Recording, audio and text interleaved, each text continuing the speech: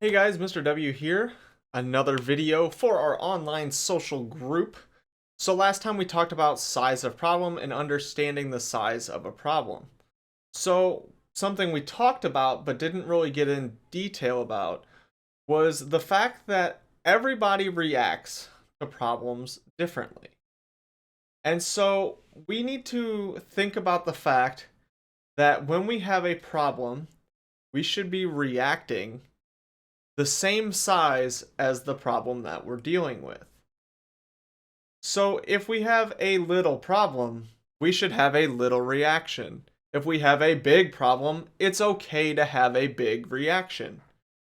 So let's think about that.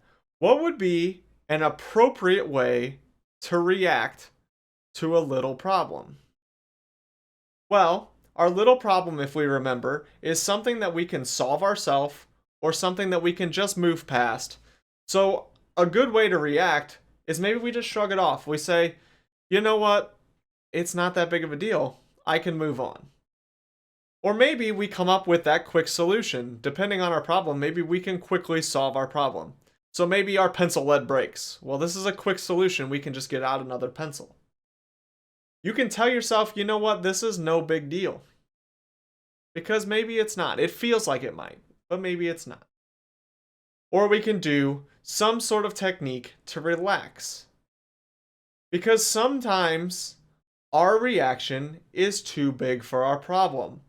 And so, what that might look like if we have a little problem, we might throw a temper tantrum. We might be rolling on the floor crying. We might be hitting. We might be kicking. We might be throwing things. We might be calling people names. All of these things are huge reactions to a very small problem.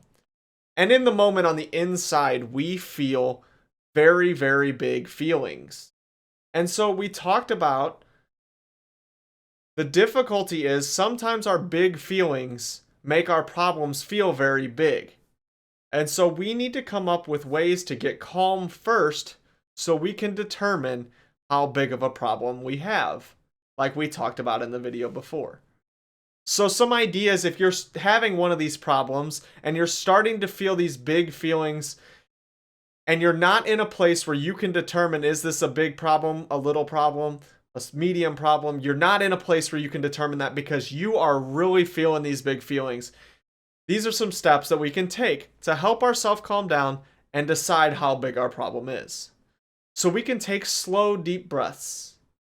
Sometimes when you're feeling really big feelings, you just need to focus on something, and you can take these big, deep breaths and just think about your breathing, and then you can kind of forget about your problem for just a second to get yourself to be calm. So it'll just be like, oh, my big feelings, and I just go,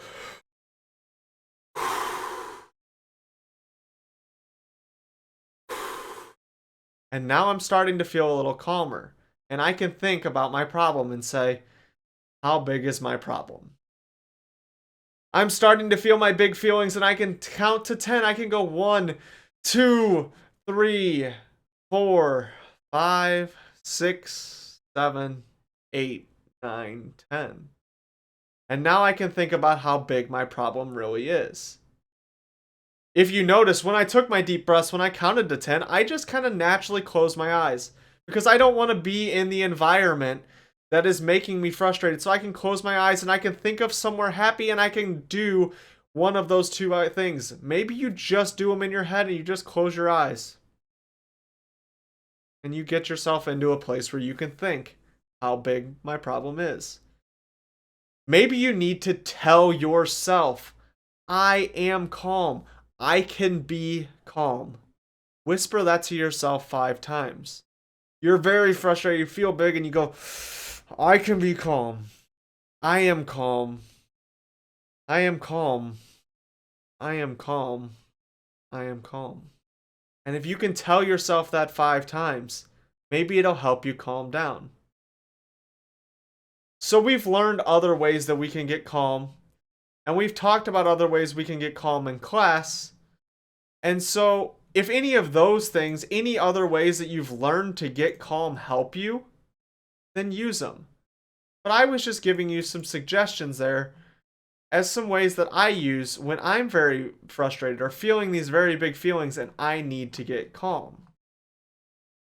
So, We've talked about how our problem's size needs to match our reaction size, or our reaction size needs to match the problem size. On the other side of that is, if you have a really big problem, it's okay to have a big reaction. If your pet passes away, that's a pretty big problem, and it's okay to feel sad. It's okay to cry. It's okay to be upset. These are okay feelings for having a big problem. Sometimes when you feel these big problems, that's when we need help. We talked about those medium problems and those big problems. You need help to solve the problem. You have realized, I can't solve this problem myself.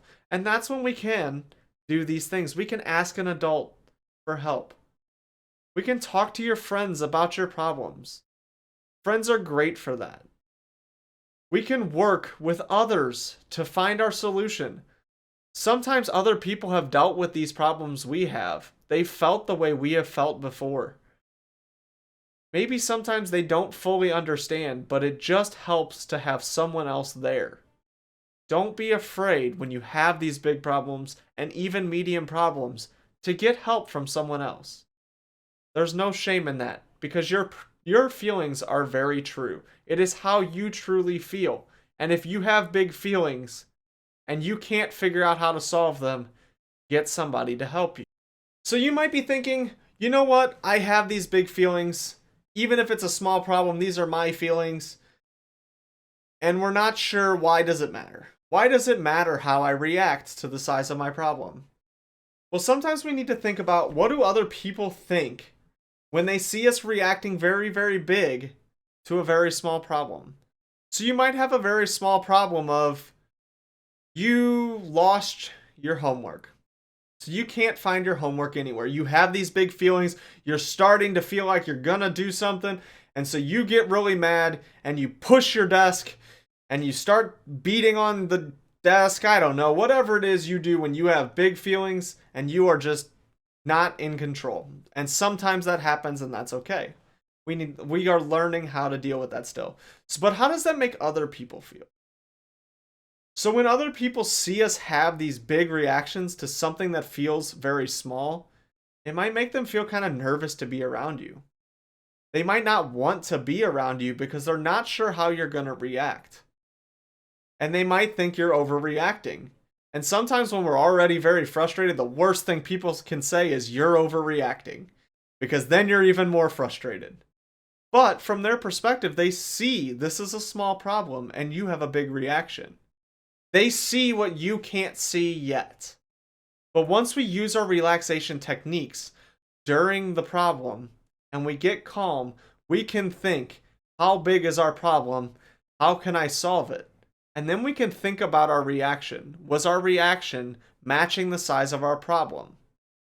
And if you realize my reaction was way too big for my problem, over time, thinking that, you will eventually stop having these huge reactions to little problems. It'll just happen if you take the time to think about, how big is my problem after it's over. You will eventually train your brain to say, you know what, this isn't a very big problem. I'm okay. I can be calm. Let's relax and move on. Your brain will eventually catch up and be understanding of these big feelings to little reactions, and you'll be able to conquer those big feelings much faster. And so with practice, with time, with these silly videos I put together, you'll get there. We will all get there, and we will learn to handle our big feelings and react appropriately to the size of our problem. So hopefully you enjoyed this video. I didn't have any questions for you to answer. It was a simple, just watch the video. If you want to discuss it with people around you, discuss it with your class, discuss it with your teacher, just think about what I've talked about. That's enough for me here. Thank you so much for watching, and I will see you next time.